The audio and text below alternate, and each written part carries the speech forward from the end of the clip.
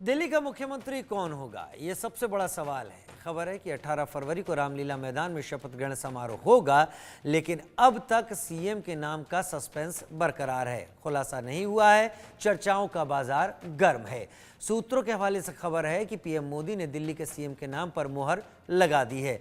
अब कल दिल्ली बीजेपी विधायक दल की बैठक में नए सीएम के नाम का ऐलान किया जाएगा, लेकिन खबर है कि सीएम की रेस में सबसे आगे प्रवेश वर्मा का नाम चल रहा है और इंडिया न्यूज को सूत्रों से जो जानकारी मिल रही है उसके मुताबिक प्रवेश वर्मा, रेखा गुप्ता, विजेंद्र गुप्ता, करनैल सिंह, शिखा राय, मनजिंदर सिंह सिरसा, सतीश उपाध्याय के नाम सीएम की रेस में चल रहे हैं।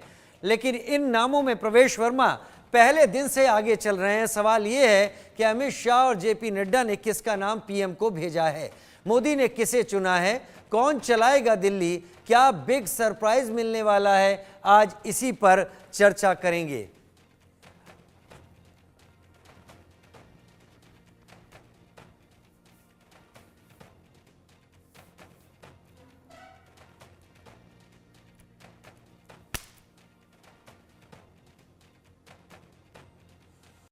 तो दिल्ली को क्या बिग सरप्राइज मिलने वाला है? क्या प्रधानमंत्री नरेंद्र मोदी दिल्ली को वाकई सरप्राइज देने वाले हैं? क्या जो कुछ अब पिछले कई दिनों में हुआ वही दिल्ली में होने वाला है? मैं ठीक इस वक्त सिंहासन के आगे खड़ा हूं, लेकिन नाम कौन कौन से हैं वो मैंने आपको बता देता हूं। सबसे इधर आप दूर पर जाके देखें, प्रवेश वर्मा दिख रहे हैं, ये करनैल सिंह दिख रहे हैं जो संघ की भी पृष्ठभूमि से आते हैं, शिखा राय यहां दिख रही हैं जिन्होंने सौरभ भारद्वाज को मात दी है, रेखा गुप्ता पुरानी बीजेपी की महिला नेता हैं, मनजिंदर सिंह सिरसा एक सिख चेहरा, क्या इनको ध्यान में रखा जाता है, सतीश उपाध्याय पूर्व बीजेपी अध्यक्ष रहे हैं, विजेंद्र गुप्ता एमसीडी के दिनों में जब बीजेपी का होल्ड हुआ करता था तो विजेंद्र गुप्ता काफ़ी बीजेपी के कद्दावर नेताओं में से माने जाते रहे हैं।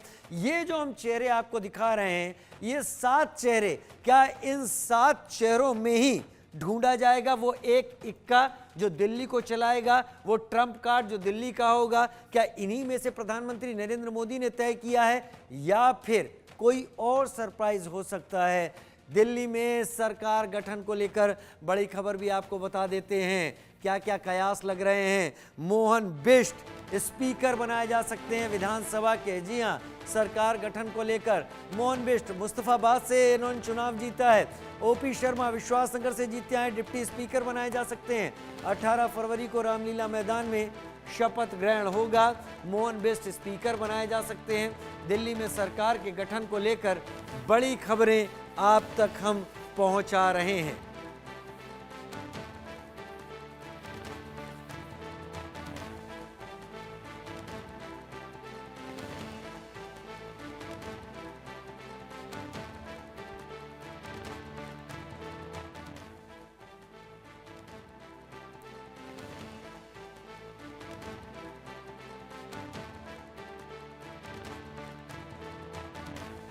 यासिर जिलानी प्रवक्ता बीजेपी मेरे साथ इस वक्त जुड़ गए हैं, रितु चौधरी कांग्रेस की प्रवक्ता मेरे साथ जुड़ गई हैं, अमनप्रीत कौर राजनीतिक विश्लेषक के तौर पर। सबसे पहले यासिर जी, आपका रुख करते हुए, बीजेपी में मैं आपको बड़े लंबे समय से एक कार्यकर्ता के तौर पर भी देखता आ रहा हूं यासिर, और प्रवक्ता के तौर पर भी आप अपनी जिम्मेदारी निभा रहे हैं।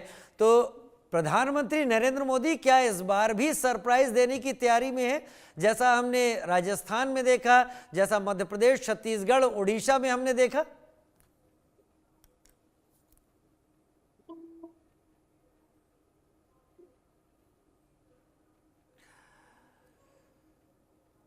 यासिर जिलानी मेरे साथ इस वक्त। यासिर, मेरी आवाज आ रही है आपको? लगता है यासिर जिलानी तक मेरी आवाज नहीं जा पा रही है। मैं राजनीतिक विश्लेषक इस वक्त, राजनीतिक पॉलिटिकल एनालिस्ट मेरे साथ इस वक्त जुड़ी हुई हैं, मैं उनका रुख कर लेता हूं।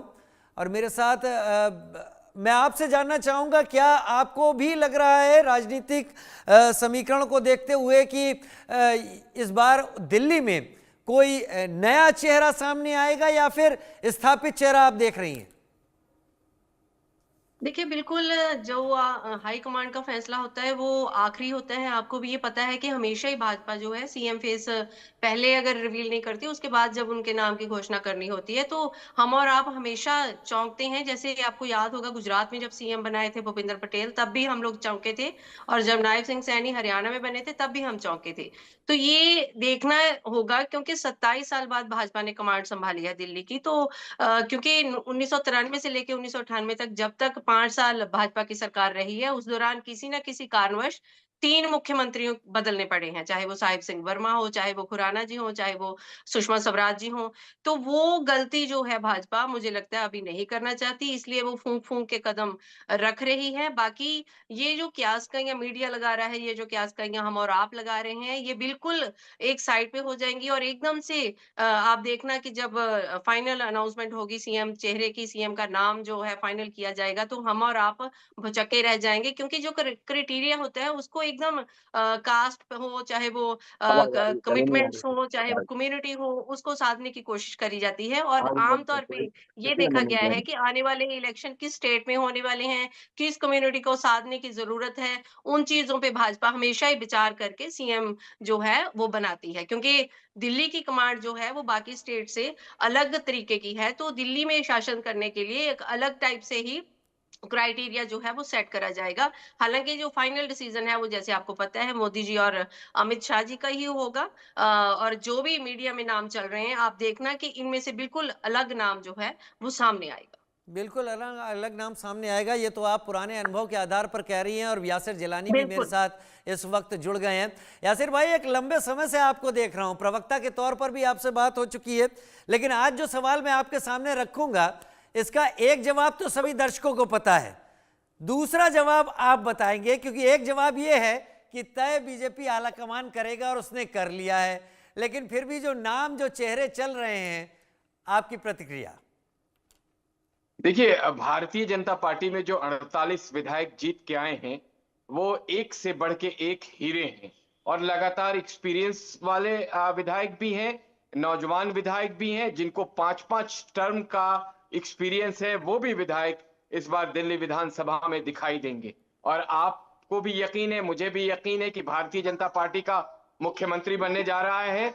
चेहरा भारतीय जनता पार्टी के लिए कमल का फूल है और जो कमल का फूल कल सामने आ जाएगा, वो आने वाले 2-3 दिनों के अंदर जो सामने आएगा, वो दिल्ली के बेहतरी के लिए काम करेगा। हमारा प्लान, हमारा दिल्ली का जो डेवलपमेंट छूट गया है, खत्म हो चुका था, उसको दिल्ली के लोगों के लिए स्थापित करना।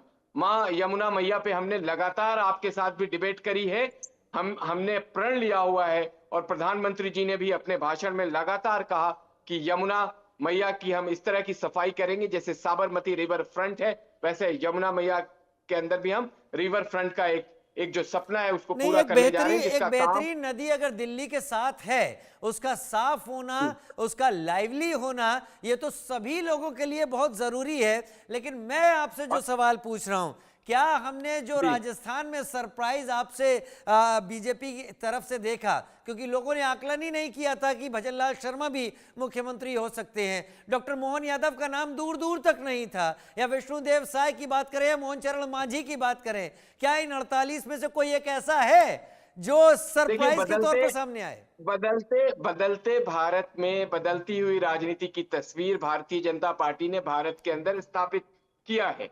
और वो जो नीचे एकदम आखिरी छोर पे खड़े होते हैं, अंत्योदय की जो हमारी परिकल्पना है, उसको हम हमेशा से साकार करते हैं। हम जनहित के लिए जो जनमानस के कार्यक्रम है, उसको क्रियान्वित करने के लिए हम कटिबद्ध और प्रतिबद्ध हैं। तो जो भी चेहरा होगा वो कमल के फूल से मिल जाएगा और वो दिल्ली के विकास के लिए काम करेगा। कोई सरप्राइज नहीं, चाहे वो मध्य प्रदेश में मोहन यादव जी हो या भजनलाल शर्मा जी राजस्थान में हो, वो भारतीय जनता पार्टी के विधायक बने और अब वो मुख्यमंत्री हैं, बेहद शानदार काम कर रहे हैं, ट्रांसपेरेंसी के साथ काम हो रहा है। जो हमने मैनिफेस्टो में वहां वायदा किया था उसको 100% पूरा कर रहे हैं। यही काम हम दिल्ली में भी आने वाले समय में करेंगे। और मैंने कहा आपको पहले ही वक्तव्य में कि दिल्ली में हमारे बहुत एक्सपीरियंस एमएलए भी जीत के आए हैं, यंग एमएलए भी जीत के आए हैं और एक एमएलए हमारा मुख्यमंत्री बनने जा रहा है। एक एमएलए हमारा मुख्यमंत्री बनने जा रहा है, आपने भी सवाल को बाईपास करते हुए अपना रास्ता आगे बना लिया। मैं खैर, बाईपास नहीं करता हूं, मैं बहुत ही स्पष्ट बात करने के लिए जाना चाहता हूं। आप भी जानते हैं, आप किसी तरह का आपके पास ये अधिकार है कि आप तर्क वाला जो बहुत ही सख्त वाला क्वेश्चन आप करिए, लेकिन जो मेरा आंसर है वो आपके सामने ठीक है, है। हमारी इंडिया न्यूज की जनता के सामने। ठीक है, रितु चौधरी जी भी मेरे साथ इस वक्त जुड़े हुए हैं, प्रवक्ता कांग्रेस इस वक्त जुड़ी हुई हैं।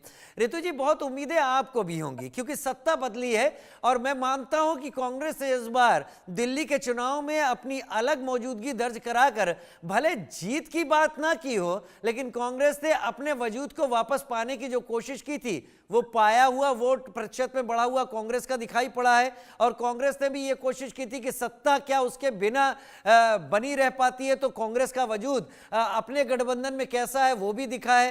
क्या कांग्रेस उम्मीद कर रही है इस नई सरकार, उसके नए नेतृत्व से? क्या कांग्रेस को भी लगता है कि कोई नया सरप्राइज दिल्ली के सामने आने वाला है?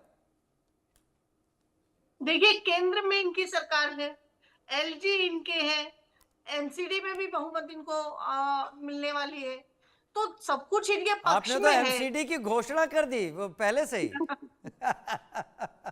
यासिर भाई नोट कर लीजिए, आप एमसीडी में आ रहे हैं। रितु जी ने क्या दिया? अब मैं रितु को क्या बोलूं, बताइए, अब क्या बोल सकते। कांग्रेस तो आम आदमी पार्टी के ऐसे पीछे पड़ी हुई है, उसका उदाहरण रितु चौधरी पेश कर रही है। नहीं, वो चुनाव में कांग्रेस ने कुछ नहीं कर कह सकता। दिखाया। रितु जी अपनी बात पूरी कीजिए।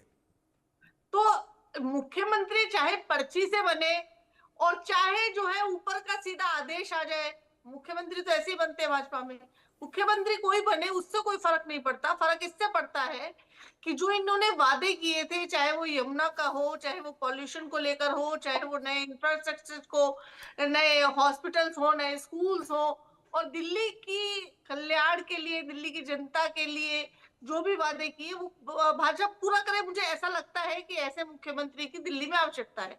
दूसरी बात ये है कि चाहे परवेश वर्मा हो, चाहे कोई भी इनका एमएलए जो है वो मुख्यमंत्री बने, चाहे नामचीन हो चाहे बेनामी हो, उससे कोई फर्क नहीं पड़ता। फर्क इससे पड़ता है कि ये जो अपनी मानसिकता जो है इनकी जो चली आ रही है परंपरा, हिंदू मुसलमान वाली हो चाहे दिल्ली को जलाने वाली हो, उसको छोड़कर दिल्ली के विकास पर ध्यान दे, दिल्ली की जनता के कल्याण पर ध्यान दे और जनता से किए हुए वादे निभाए। हम तो इनसे यही उम्मीद करते हैं। आप इनसे यही उम्मीद करते हैं, लेकिन यासिर ने एक बात साफ कही है कि अंत्योदय की भावना पर बीजेपी काम करती है, यानी जो दूर खड़ा हुआ नया विधायक या कोई भी क्यों ना हो, बीजेपी वहां तक जाकर दे देती है। खैर, ये मैं बीजेपी की पॉलिसी पर डिस्कस नहीं करने वाला। क्या आपको लगता है कि अगर कोई सरप्राइज एलिमेंट भी सामने आता है कांग्रेस के मुताबिक, उससे भी दिल्ली उतनी ही उम्मीदें करेगी जितना किसी अनुभवी से आप उम्मीद कर रहे होंगे? देखिए, बीजेपी का जो शासन होता है वो उसके मुख्यमंत्री से नहीं चलता है, वो उसके केंद्र से चलता है। वहां से मोदी जी के जो है द्वार से जो है वो आदेश आते हैं। वहां से मुख्यमंत्री की इनके यहाँ पर कोई कीमत नहीं है, कोई वैल्यू नहीं है, ये अब तक सब जान चुके हैं।